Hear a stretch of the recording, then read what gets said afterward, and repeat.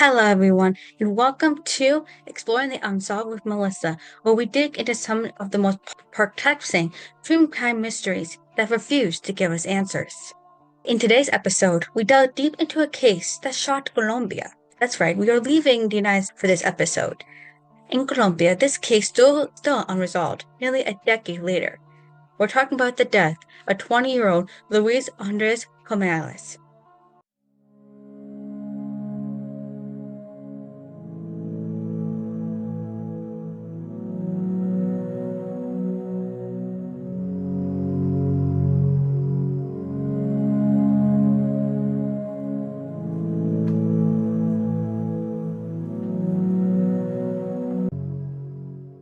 Like and subscribe. Luis was a young man with a bright future. A student at a prestigious university, at the University of Los Andes in Bogotá, Colombia, he had dreams ahead of him, but his life was tragically cut short on one Halloween Eve night in 2010. What seemed like a suicide and an accidental death at first has since involved in one of the most complicated, debated cases in Colombia history. Let's start at the beginning, not of the event, but let's talk about Luis and why his death is so tragic. Luis Andres was born to his family, his mother and father, and had a younger brother.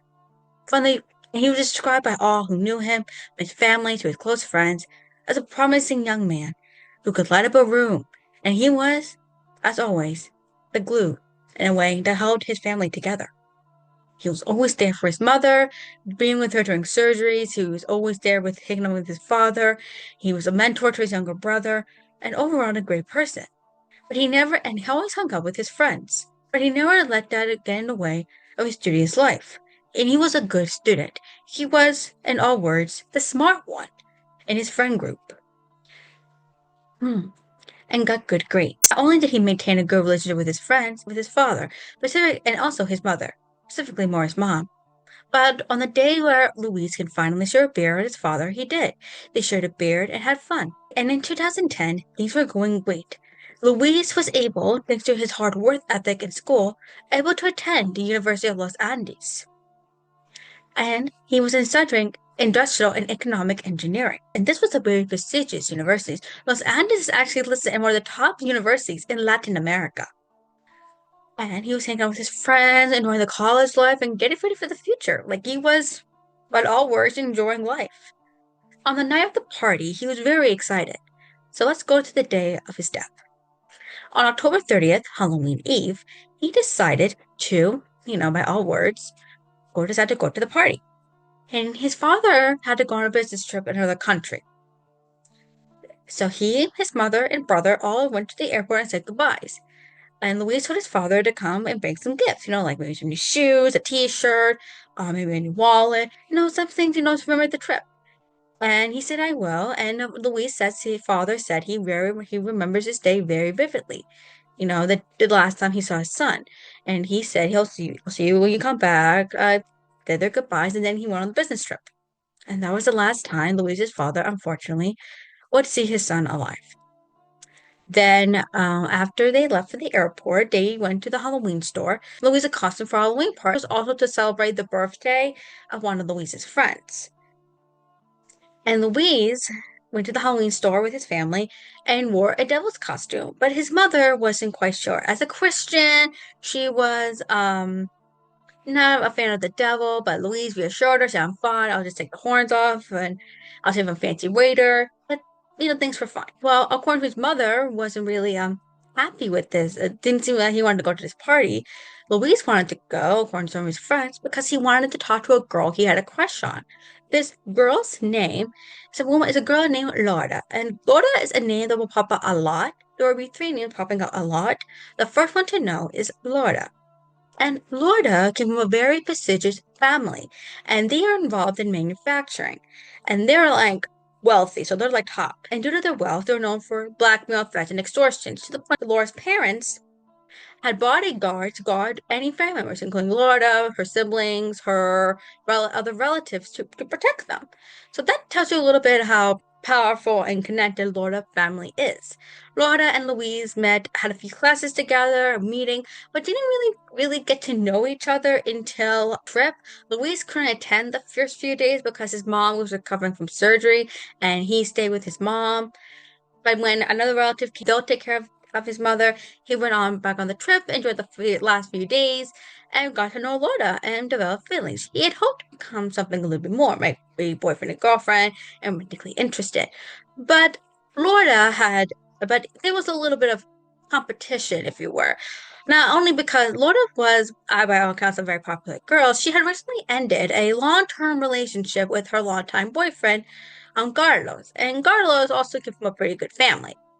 And they were still, seeing each other around and as Luis knew Carlos per se, there was no evidence in the case to indicate the two knew each other really well, that they were really good friends. They probably saw each other here and there, mostly maybe through mutual acquaintances or maybe even through Lorda. But Luis was a little bit worried how Carlos would react to him making a move or showing an interest in his ex. There was also another man named Juan who also had an interest in Lorda, and there were other guys and kind of liked him back because they were hanging out. Luis's family met her a few times. But was she stringing him along? Was she going to get back with her ex? Was she going to date Juano? He found out the day of the party that Laura had hung out with another man. It's unknown if that was Carlos, if that was Juan, or someone else. But like he understood that there was others in his life, but he had hoped to become something more. So the day of the party, Luis got ready. He wore his double costume. It had like a red suit, it had a red tie, and devil horns, and he really liked this costume. So after getting the costume like all prepped, he said his goodbyes to his family and went to the party.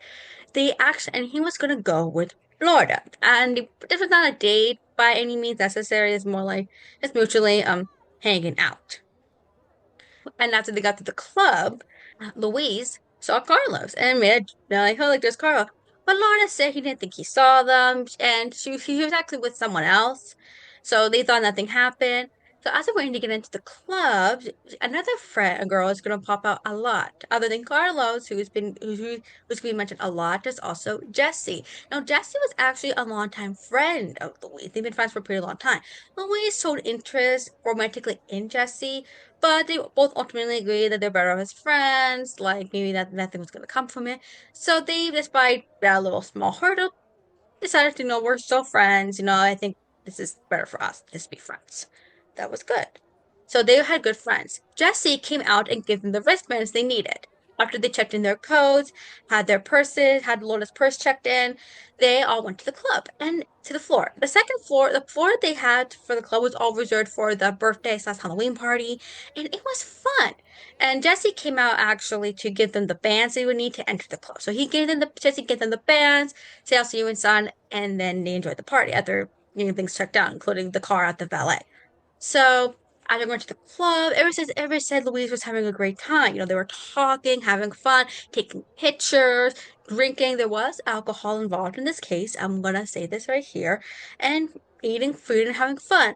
By around 3 o'clock, maybe, that's when things were dying down at the club. They were ready to go home. They were tired. They were exhausted, and that's when like Louise said, I want to get a hot dog.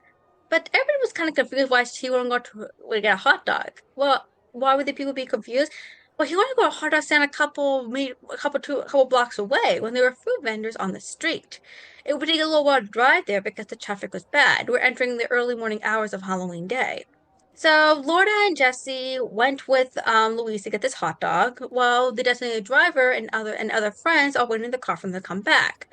That's when, according to Jesse, after getting to the stand, Louise got his hot dog, he threw it at her feet, and then Louise ran. And that was confusing. Lorda, then Jesse who called the friends to tell them what happened. He did a hot dog at my feet. Lorda went after Louise and all that. But that's when this case got weird. They called again Louise's cell phone. They're hoping maybe just got a little drunk or overexcited from the party, and maybe we'll laugh about this one day. Like we'll laugh about it. But that's when things get weird. When we got a phone call from Louise, they were trying to call him. That's when Lorda answered the phone. And the French were the driver of the car was very confused. why would Laura have Luis's cell phone? She said, I left my cell phone in the car. But yet he claimed that there was no cell phone in the car. They checked it, wasn't there. No, the cell phone was not in the car. And that's when things took another turn. When they tried to contact him a few minutes later, that's when Laura informed them that captured him a few times, but said that he saw Luis fall into a drainage ditch. And she said she tried to look for him, but she couldn't find anything. And that freaked everybody out. Like, she was freaking out, like, oh my God, I saw him fall into the ditch. I don't know what to do. After several minutes of trying to chase him, track him down, catching, he caught her. She claimed she caught him a few times, like, grabbed the shirt like this. Like, when you're trying to grab something on the back of the shirt, you like do something like that. She said she did that, but failed to, and then saw him fall into the ditch. She's panicking, she's on the phone. They know what to do. By this point, the fans are all panicking and they are calling people. And their friends all arrive at the dish and they're panicking. They're calling for his name. They can't find him. Well, one person thought maybe he didn't fall into the dish. Maybe he clawed out the other side and is still running. By this point, Luis's family, mother, father, and younger brother, were unaware what was happening. They got a phone call from who they thought was Luis, but it's actually someone else. And they said, and it was Luis's brother answered the phone, and they asked, is Luis home yet? And his brother said no. And they said, don't tell your mom I called you, and then hung up the phone. Unfortunately, because the father was away, Luis's brother had to share the room with his mother. And when she heard the phone call, she woke up and then, she heard everything. They got the same call back a few times, and that's when they got the final confirmation.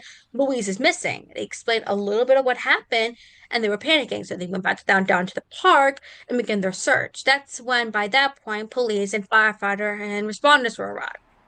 So they began to make an alert, like try to search the canal with giant lights, but couldn't look anything. Laura herself went into the ocean, went into the water, and tried to see if she could look for Louise, but couldn't really do that because the water was up to her knees, so she couldn't really go further. And it was really dark out. There were no lights in this area at the time.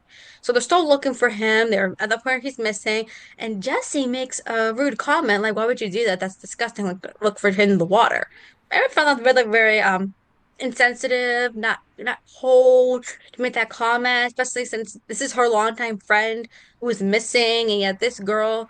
And keep in mind, Jesse and Laura were not good friends. They were friends, but just acquaintances. They said hi here and there, but we're not best like friends by any means necessary. So every found Jesse's coming very insensitive to what was happening. By this point, Luis's mother wanted to do more searching, but the crew said they did all they could do in the water, so they have to make it. They did go to the police station to make the missing persons report, but police, unfortunately, like in many cases we see, did not take Luis's missing disappearance very seriously. They said, "Oh, he'll just come back. He's probably out of hospital, whatever." So that was very frustrating for the family. So that's when, they started making missing posters. They started looking more of the area. Lisa's uncle got involved by talking to Laura, who applied with Juan over what happened. But Luis's mother couldn't get this urge feeling to look into the ditch again. So they ultimately did find the ditch and they looked again, this time with more equipment. And they're asking why they have more equipment and more crew members this time. Well, that's when they admit that, well, I'll get back to that in a minute. So they did a second round of search of the drainage dish, and that's when they found, unfortunately, Luis's body. And unfortunately, he had been deceased. Now, this whole time, Luis's father was overseas on his business trip. And he was notified of his disappearance, but the family wasn't giving him too much information because they didn't have much to go on. And then they give the heartbreaking news when he was away that his eldest son, was dead. And that devastated him. So I'm sure that was be heartbroken. You're in another country, thousands of miles away, and your other child is dead and you have no idea what happened and you're not getting told and it's weird. Even for Louise's family, who were at the beginning knew they're not being told all the proper information about what was happening, that what happened in the hours and leading up to his death. So after they found Louise's body, they the family wanted to know why they can't pull it out yet so they can conduct the autopsy. And they say the crew said they wait for the supervisor. And they said, what do you have to do? You have the body. And so they had to wait, get the approval, and then they removed the body. Now, the supervisor said that cause of death was an accident. Louis hit his head on the way down, and that was the official cause of death for the autopsy. But Louise's family had a gut feeling and knew that something else was afoot. In fact, the day when all his friends found out that Louise's body was found, they were all crying, they were devastated, even Laura was. And then, according to the friends, Louise's uncle said that the person in a very angry, concerned voice, the people who caused this will pay. Who will pay dearly. And they said they were shocked, and they were shocked at how angry and frustrated the tone of his voice was. I mean, they understand he was hurting too, but he was like angry, like he knew, like he thought at that moment that someone in the group was responsible for his death, and that shocked everyone in this involved. After they found Luis's body, they eventually did talk to Jessie, Luis's longtime friend, about what she said happened because she was the one who saw Luis run away and then Laura ran after him. But she said, "What did Laura tell you?" That shocked the family. What do you mean what Laura told us? It's like she wanted to make sure she knew what Laura said before she said anything herself. That shocked everyone. So when the coroner confirmed that the death was most likely an accident, he said that Louise hit his head on the way down and he drowned. That was the official cause of death, when he drowned. And then the families in grief, they're mourning, they had a funeral, and it was attended by many people. People were just in shock of Louise's death and just how many people touched his lives. Laura even attended the funeral, and they said she was crying. She was saying, "I'm sorry," because they thought, oh, this is remorse because, she was with her that night. If she would have caught him, hold on tightly, maybe she could have held him down while they got him help, and maybe, things were fine. But this whole time, they said after Lorda left the funeral, they heard her laughing, which maybe made some people wonder, what's these crocodile tears? Like, what's going on? First you're crying and then you're laughing. Other things were not adding up with the family. First of all, Jessie, now this is another fact about Jessie, like Lorda, she also comes from a very powerful family and very wealthy family and connected family as well. According to them, Jesse wasn't really talking much and was not involved in the search whatsoever. What other Louise's friends were after the official search began. After a few hours, they all went home and took naps, but kept in contact, with the family with updates. Jesse didn't do that. No one knew where Jesse was, and that's weird for them because you would think someone like Jesse, who's been a good friend for Louise for a long time, would want to be involved, like looking for a friend. Yet she wasn't. No one knew where she was. There was no known communication whatsoever. So the initial assumption was accidental or even suicide, but that never stood well for the family, especially his mother, Onenda. So Onenda was a woman of indigenous descent. She was also a Christian, and a 3 months after her son's funeral, that changed everything. And honestly, I don't think this case would have gotten the attention that it should deserve for the family. The family, it's like many families who are pushing for answers. What happened? She said that in this dream, she saw Louise, and before them was Louise's body, and pointed to the body and said that the truth was there. And this dream had a very powerful symbol and presence for her. And it had like symbol of way culture, where dreams are meant to be connected to the living of the dead. So this gave Louise's mother the courage that she needed to maybe to push this case more further. Like, I have to do it. I have to dig more. I'm not buying what happened. Because by this point, Laura and Jesse are giving different stories of what happened. So while all Louise's friends were kind of telling similar stories, maybe they forgot a few details here and there of what happened, Laura and Jesse, they were being so confused what happened that Halloween night. Like, they're so confused. Their stories were just not adding up. From where they were to the cell phone to locations not adding up. There's just too many inconsistencies in the story that I could count that really bothered the family. So by this point, the family decided to raise enough funds and do a second autopsy. So they did decide to have the body exhumed, and with the second autopsy was confirmed by a man named Maximo Decree, and he's one of the most respected people in this field. And what he found shocked the family, and this made people really like, what the heck's going on here? So they had found some very shocking findings as a result. He had more than seven skull fractures than what that fall in the canal in Aviv Park would have caused. So the park's name was called El Aviv Valley Park, and his park was found in a canal or a ditch almost. And it was like shocking. And like first he had seven skull fractures that were not consistent without the fall.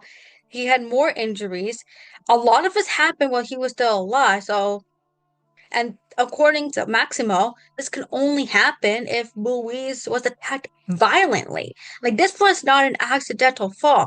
This happened because someone did this to him on purpose. And that shocked everyone when that report came out of what he claims happened. When asked what could have caused, and he said what proves that this was most likely indeed a homicide was that one of the fractures that he had in his skull would have been caused by a fall. He said one of the fractures was definitely caused by a bottle of alcohol. Hmm. And it was going in line of what according to Jesse and Laura were saying that night, what they were saying was happening that night, what did not add up with the autopsy. Like, how can Laura witnessing these injuries? Like, something was not adding up with the second autopsy. For the family to believe that this was a murder, and due to the skull to the head, multiple injuries, there was first signs of a physical struggle. So at one point, Luis must have fought back.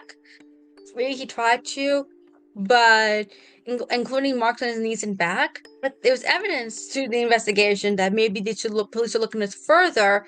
What seemed like a tragic accident or suicide now looks like a very brutal murder. Yet the authorities were hesitant to act. As the investigation progressed, everybody began focus on Laura and Jesse, and the evidence seems to be pointing at their direction. But the case was tangled because once again, we're dealing with very, very powerful families. We have Florida, we have Jesse, we have Jesse's family. And but some witness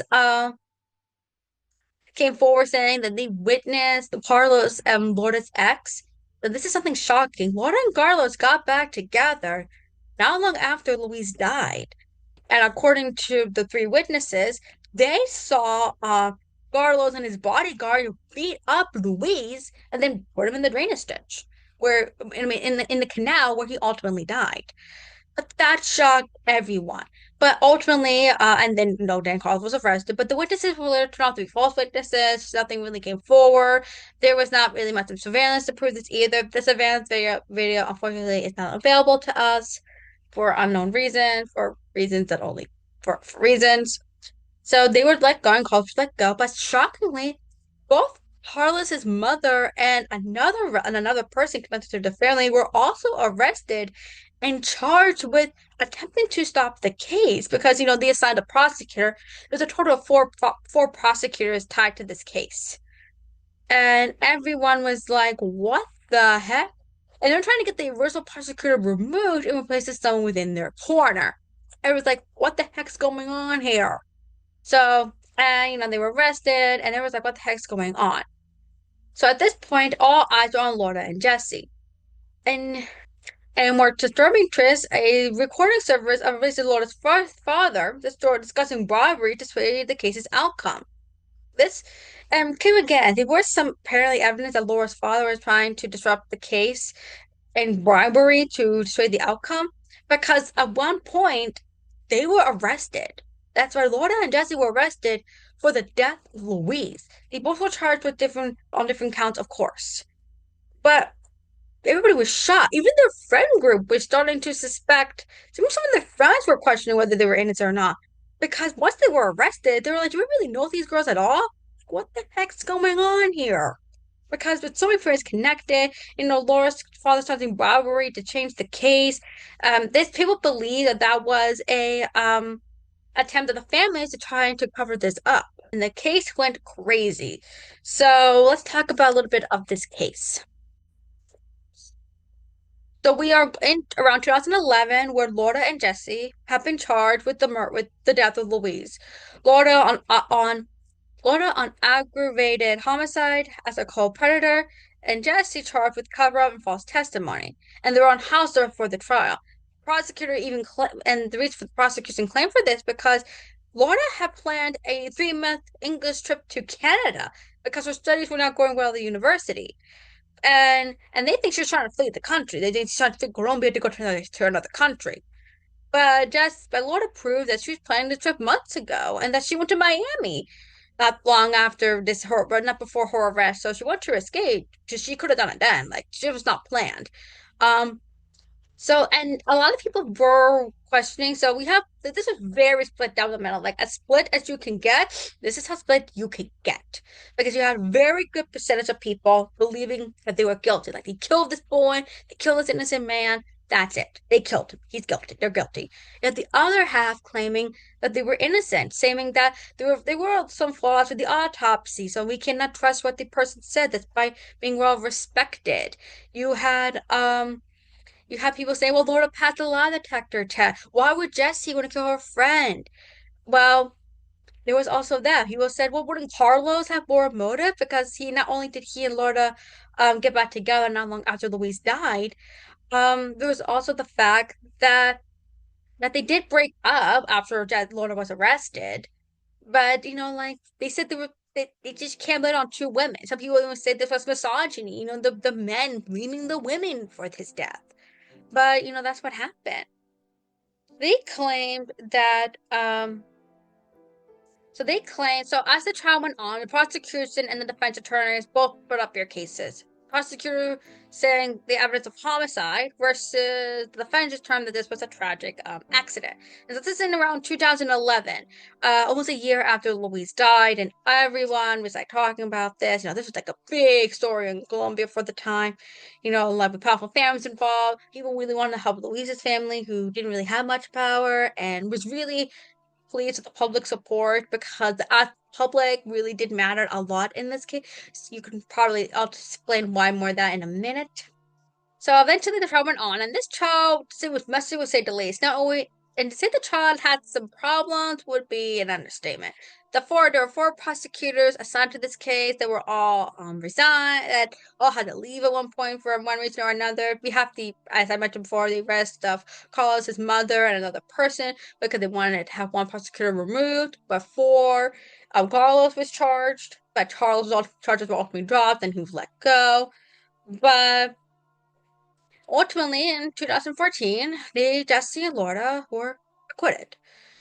According to the Supreme Court, there wasn't enough evidence to say this was in fact a homicide, and that there was lack of evidence to convict the women of the crime. So ultimately, they were let go, and the media case became a frenzy because, especially by Louis's mother, Onena, driven by the belief that her son was communicating her from the afterlife and making the fight of justice. But despite evidence, including myself, that this was a homicide, no one has been convicted because Laura and Jesse were let go because there were problems in the prosecution. There wasn't much in evidence in the eyes of the courts that this was in fact a homicide, so they were let go.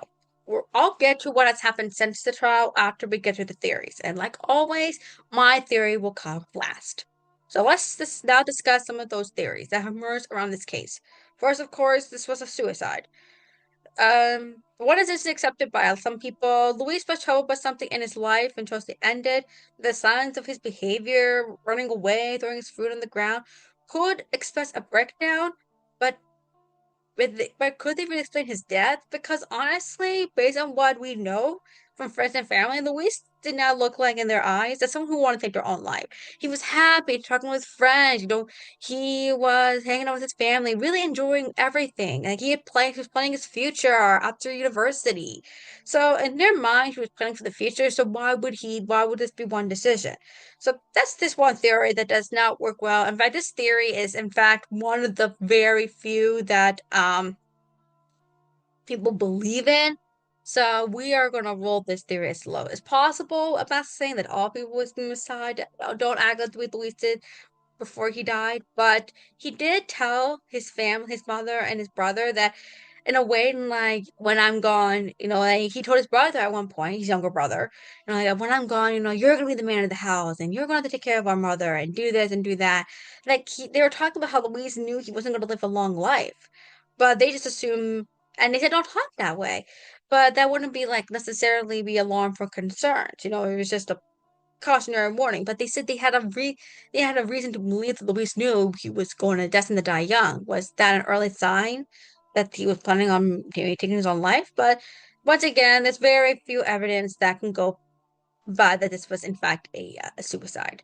So the second theory, this was an accidental fall that has been deemed that by the people, being deemed by the officials, defense attorneys of Laura and Jesse, Carlos's attorney. So that has been the main theory. So people do think it was an accident. Maybe he fell down, hit his head. Maybe there was just more wounds in the family could lead on, or whatever. Like maybe this was in fact an accident. He accidentally fall, hit his head multiple times, and maybe there's why there's so many fractures to his skull is because he was trying to escape the water. Because it did rain that night. So I know you guys are wondering, well, how did they miss finding his body the first time in the canal and found the second time? Well, it had rained heavy that night. In fact, it was the heaviest rainfall that year for Bogotá, Colombia. So this all took place in Bogotá, Colombia. So in that area at the time, it was very heavy rain, and the water had risen a lot. But in some areas, more higher, some areas more lower. So while it was high in that area originally when Louise fell in, it got lower by the time the day went by. You know, it was a little sunny, the water's buying up a little bit, and that's when they found the body. So that would add up to why they didn't find the body the first time. So this was an accident. Maybe when Luis hit the water, he tried to escape and he hit his head a couple times and he ultimately drowned to death. This was, in fact, a tragic accident. But another theory, and this is the theory that's led by most people, that this was foul play. Many point to the injuries on Luis's body, especially the pre and post mortem blows to his head. As evidence this wasn't an accident, some suggest that Laura and Jesse may have been responsible for the altercation with Luis. The missing time before his body was discovered was also suspicious because they were away from their friends early at night. I don't know if the hot dog vendor saw anything. I saw no evidence that the hot dog vendor who gave Louis the hot dog was ever interviewed or questioned by authorities. So everybody was like, what? So everybody thought they were the ones. So what would be their motive though? Assuming Laura and Jesse were the ones who killed Louis, what would be their motive? Well, there's a lot of reasons why, but ultimately, I don't see a motive for them personally. Maybe they seem to generally like Louis. They thought he was. They generally people cared for him, but maybe they just did it for a sickening reason. We've seen this a lot in cases where two friends conspire to kill the other friend. They killed him because they wanted to. They wanted to see if they could get away with it, using their power and money and that thrill and enjoyment of knowing they got away with killing Louise's life. The only other suspect I see is Carlos, and Carlos' is pretty obvious. He was jealous of Louise. So Carlos was also able to prove that he was in another location at the time with his cell phone records to prove this how a lot of these arrests were made through cell phone records because there were errors at the time of his death. Carlos was able to prove by cell phone records that he was away at another location in the area and now where Luis is, and not at the park where he was found. But it's possible that he left his cell phone behind and had someone else pretend to be him so that he can carry out his murder with maybe some help from Laura or Jesse or from his friends. Now, if Carlos, Laura, and Jesse were all involved in this, it's partly for the sick thrill of just taking someone's life and knowing they can get away with it through their connection. If it was only Carlos, it's clearly jealousy. It was jealous of Luis, jealous of the connection that he and Laura had. And, we don't know the full nature of the relationship. Maybe the relationship between Laura and Carlos was more toxic and abusive than we thought. So, maybe he killed him too because he was jealous and wanted to get rid of the competition because they got back together not long after he died.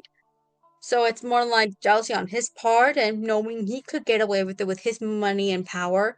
So it's more like, yeah, those are the only three suspects with their motives, in my opinion. This also goes into the third theory of corruption. Could this case have been covered up by powerful figures to protect certain individual? Possibly, more likely, Laura, Jesse, and Carlos. That conversation recorded by Laura's father to use bribery to make sure this case does not go to trial or intervene with the trial, I suggest that there are others very well in this case. We're down to the now. There's actually another reason theory. Luis's death was an accident. Here's what happened.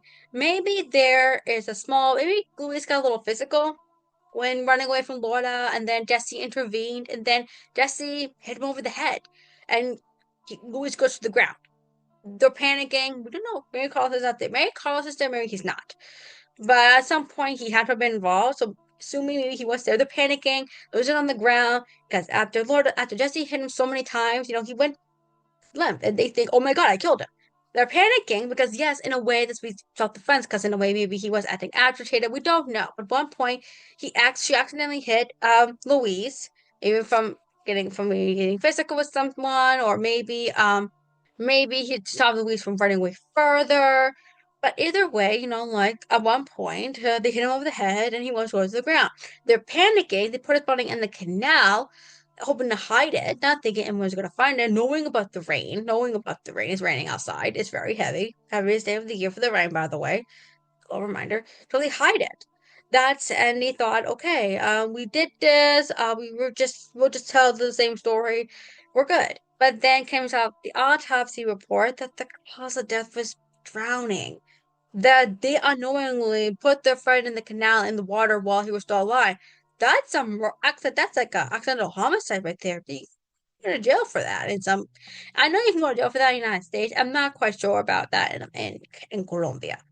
But that's something that shocked them. So was this an accidental homicide? They accidentally hit Louise unconscious when something happened, and then they put him in the water thinking he was already dead, not knowing that he had drowned. That's actually something that some people could think could happen, and panicking they can get in trouble. Their lives could be ruined anyway, not caring about Louise, only caring for themselves and how they consider their own skin. Finally, we must consider the theory of supernatural intervention. Once again, no, Louise's mother, Onena, firmly believes her son reached out to her through her dreams. Her spirits guide her to uncover the truth, or was it simply a mother's grief pushing to seek answers no matter how improbable? Once again, the suicide and supernatural theory are like the few theories that people really seem to lean towards, but there's ultimately people who do believe those theories, but not strongly as the accident, not strongly as the accident, murder, and the murder theory. So those are those strongest theories right now. Now, my theory. This boy, that Louise, poor Louise, you had your whole life ahead of you. I'm sorry that you're not here yourself. Tell you what happened to you. It's a shame that you lose your life, and there's just so many theories and so many speculations that you're not here to defend yourself. I firmly believe that Louise was murdered. I believe Laura and Jesse were involved in one way. Was Carlos involved? 100% absolutely. Considering how his own mother was involved in this case at one point, I would assume he was. I think what happened that night was that I believe Louise was killed for the pure enjoyment of it. I think they killed Louise because they wanted to. They wanted to get away with it. They knew, like, if they killed Louise, they could get away with it. And they could, and knowing that they can use their powers and connections to get away with the crime. And we know how powerful they are. We have evidence in this case from the phone call to other arrests from relatives that there was possibly a cover up that they could get away with this. And they ultimately did, but not fully. I'll get to that in a minute, but I 100% believe that Laura and Jesse took Louis's life that night and did it knowing that they can use their power money to get away with it. And that is 100% what I think happened to him. And unfortunately, maybe people think, what would you do to his friend? Well, they're your friends and they are your friends. Maybe Jesse wasn't really Louise's friend. Maybe she was only friends with him because she knew he was looking for an image to be friends with someone like him. We don't know. But I do believe they took his life that night. And that's what happened. And then they may end up being found guilty in the eyes of the court, because the court acquitted them, of course. But Laura and Jess's lives weren't really the same after that. Both of them had left school, claiming that they couldn't complete their studies anymore because of the whispers. Yeah, people were talking, even their own friends were talking about how they got away with murder. Like, oh my God, I can't believe you got the guts to show your face around university, knowing what you did. Like, that's what happened. That's what happened to them. Like, people were talking and talking about that. And I'm sorry that made them feel uncomfortable, and I hope so too. If you're as guilty as I think you are, then you deserve to feel uncomfortable knowing that some people are aware of what you did or didn't do, in your opinion. Mm. As for Carlos, he's now working for his family business. Laura have recently gotten married, and but there's new hope in this case. As of 2024, this case is getting reopened. Both prosecutors in the districts and the attorneys for those involved are presented to show the same case again. So once again, will this case officially go to court and we get an arrest? Will we get a sentencing? Will we get a verdict of what official confirmation what happened? We'll have to wait and see. I'll keep you updated once we get word of this. So, and what happened to Luis's family? Unfortunately, Luis's mother, Orlando, has admitted that she took her grief badly. That for a very long time, Luis's death broke the family apart. She pushed her husband and son away. She was sheltered in her grief. Luis's brother said it was a long time for him to even trust friends or find romantic love because if my friends could do this to my brother or my love interest can do this to my brother, what does that mean for me? Because there was a scary incident that happened around the time that this trial was happening. According to Luis's brother, he and his friend were walking one day, and the friend pushed him, and he asked what was that for, and he looks down, and there's blood coming from his friend. Someone stabbed him, and that scared him. Like, oh my God, people are after me now. But he has since, slowly moved on. He's trusting people again. He hopes to marry. He hopes to find a future one day. And ironically, he posted an story on his Instagram about that has showed a photo of Lorna and Jesse. Now remember, Lorna and Jesse claimed they were friends, but when these people announced the reopening the case in 2024, someone sent him a photo. He posted this photo of them talking together in Spain. And I was like, they're not even friends or friends. Why are they hanging out together when this news suddenly comes out? And he posted on that story how a reminder how my brother wanted to live his life too, He had dreams, he had a future. And that was taken from him on that night in October 30th, on Halloween night on 2010. And so he was very arguably upset. Luis's father and mother, unfortunately, are not together anymore. Luis's father has since has a new son, who he has named after his youngest. And Luis's youngest brother said, like I feel guilty because like I love my brother now, but now I'm going to be the brother that Luis was to me, to my younger brother. It took a little while for Orlena to fully accept because she had hoped the family would come back together one day, but she has since wrote a book in hopes of helping other mothers avoid making the same mistake she made when she lost Louise. She also started a charity, a charity slash foundation to help other families. So they have since moved made peace, but they're still holding out hope that one day justice will happen, that they will see a trial, that they will find out what happened to Louise. So as for Laura and Jesse and Carlos, it's ultimately public opinion that's ultimately I think led to them. While Louise's family has able to start foundations, put on with their lives, write a book, move on, have fun, even creating a memorial at the park where Louise died. There was even lights installed in the area in the canal where his body was found to ensure that it's properly lit. So if nothing else like this happens again, there'll be a better chance of finding the body more quicker than it was when it came to Louise, because it took hours to find the body.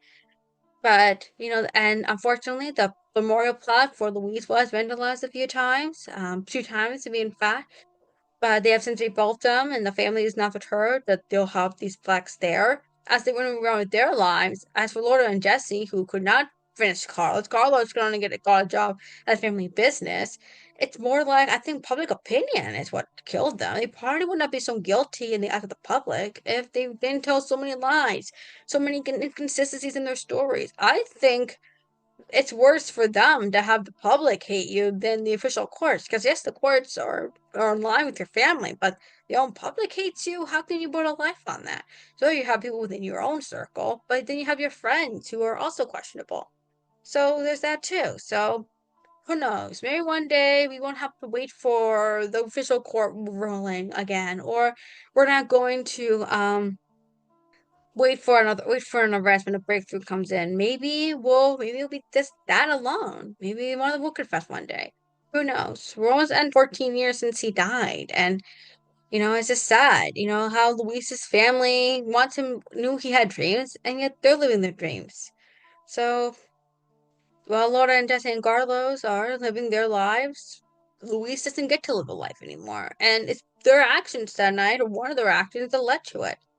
I think one of them was responsible. I'm actually going to say this again. I don't think he died by an accident. Someone killed him that night. Luis Andrés Colmenares' death is a tragedy that reminds us a dark mystery in the heart of Colombia. The fight for justice continues, with new developments emerging every so often. But the truth still eludes us. Was it a murder covered up by powerful people? Was Luis' death the result of a tragic misunderstanding or an accident? Or did something more sinister happen that Halloween morning? As we close today's episode, I just want to remind you all there is a Netflix show about this case, and it's called Crime Diaries Night Out.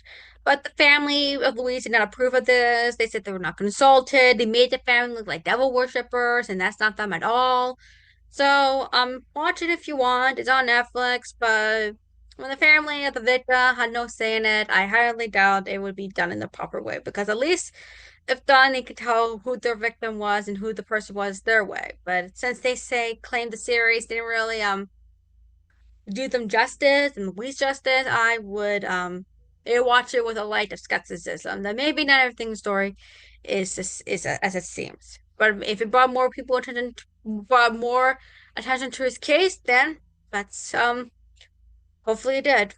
And maybe learn a little more than what the program was showing. As we close today's episode, a reminder that sometimes the truth is more complex than it appears. In the case of Luis Andrés Colmenares, the mystery is far from over. I'm really hoping the family truly gets the justice that they deserve. Thank you for joining us on this chilling jury.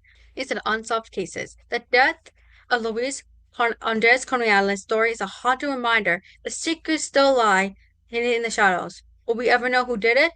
Luis Andrés Colmenares' death become buried by those who want to keep it hidden. Only time would tell. Thank you for watching us. Thank you for watching this episode. I'll be back next week with a new episode. Stay safe out there and always be safe.